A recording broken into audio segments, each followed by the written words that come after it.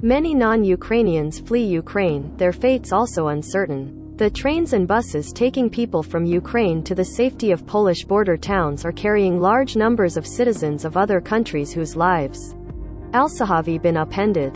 246. Przemysl, Poland, all day long, the trains and buses taking people from Ukraine to the safety of Polish border towns are carrying large numbers of citizens of other countries whose lives have been upended along with those of Ukrainians fleeing a homeland under attack. In Przemysl, a town which has become the first stopping point in Poland for many refugees of the war, people who came to Ukraine from African and Middle Eastern countries are among the thousands of individuals and families seeking help. They include students who had been studying at Ukrainian universities and are unsure if they will be able to return. Several students said they would try to continue their educations elsewhere in Europe rather than return to their native countries.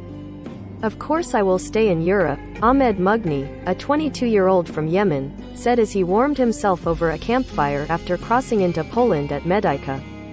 Mugni has been studying cybersecurity and radio electronics in Kharkiv, Ukraine's second-largest city, which Russian strikes pounded on Tuesday. Yemen is also a place of war, he explained in an interview with the Associated Press.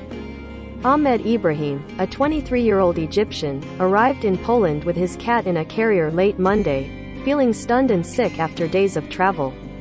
He said he had studied medicine in Ukraine for 5 years and had only 1 year left. Ibrahim had no idea what his future holds or even what his next steps are. "What should I do?" he asked. Earlier, a Pakistani man got off a bus that had come from the city of Lviv in western Ukraine. Shaking in the cold of a supermarket parking lot, he told a volunteer that he wants to go to Germany but has no money.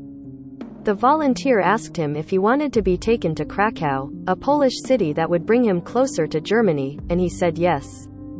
The UN Refugee Agency said Tuesday that some 660,000 refugees had already fled from Ukraine into neighboring countries.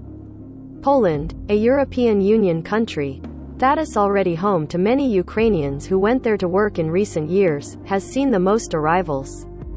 This figure has been rising exponentially, hour after hour, literally, since Thursday, agency chief Filippo Grandi told the United Nations Security Council on Monday, when the number had exceeded 500,000. "I have worked in refugee crises for almost 40 years and I have rarely seen such an incredibly fast rising exodus of people, the largest, surely, within Europe, since the Balkan Wars." The UN has estimated that as many as 4 million refugees could leave Ukraine if the war deteriorates further. Poland's ambassador to the UN, Krzysztof Sierski, said that people of some 125 nationalities had been admitted from Ukraine on Monday morning alone. Ukrainians naturally accounted for the vast majority, but Polish officials said the refugees included at least 100 nationals from each of the following nations: Uzbekistan, Nigeria, India, Morocco, Kazakhstan, Pakistan, Afghanistan, Poland, Belarus, Iran, Turkey, Algeria and Russia. Rania Sadki, a Moroccan architecture student who spent her 20th birthday in a sports hall in Medyka, a village in southeastern Poland, said she planned to go to an Uncline, Belgium. Some non-Ukrainians have complained that they have waited longer in line to cross the Polish border than Ukrainians and in some cases felt treated poorly. Sadki's friend Fatima Aras Sufi, who also had been studying architecture in Kharkiv, reported that Ukrainian border guards hit her boyfriend on the head and leg and he was hospitalized in Ukraine. Kanika Agnihatri, an Indian student who has lived in Ukraine for 6 years, walked 6 hours without food to the Shihaini border crossing. There, she said, Ukrainian guards humiliated her and a group of other Indians, telling them to stand up and sit down over and over again and getting close to them with guards. She told the AP that her group later moved to a different border crossing where they were treated well. Once the group reached Poland, officials did everything to help, Agnihatri said. At a refugee center set up in Bucharest, Romania's capital, many Indian citizens told the AP on Tuesday they faced pushbacks at border crossings and Ukrainians were given priority in getting out of the country. They were preparing their own citizens to go first, and barely giving us a chance to cross. Vishwajit Kumar, a 24-year-old medical student. Kumar. Saida heard gunfire and saw people faint during a 20-hour wait at the Romania-Ukraine border. Every time we got near to the border, they pushed us back, he said.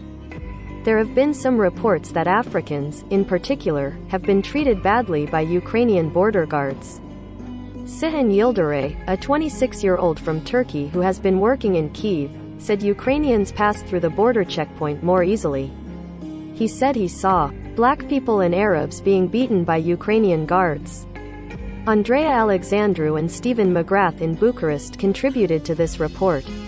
Follow AP's coverage of the war in Ukraine at https://apnews.com/hub/Russia-Ukraine.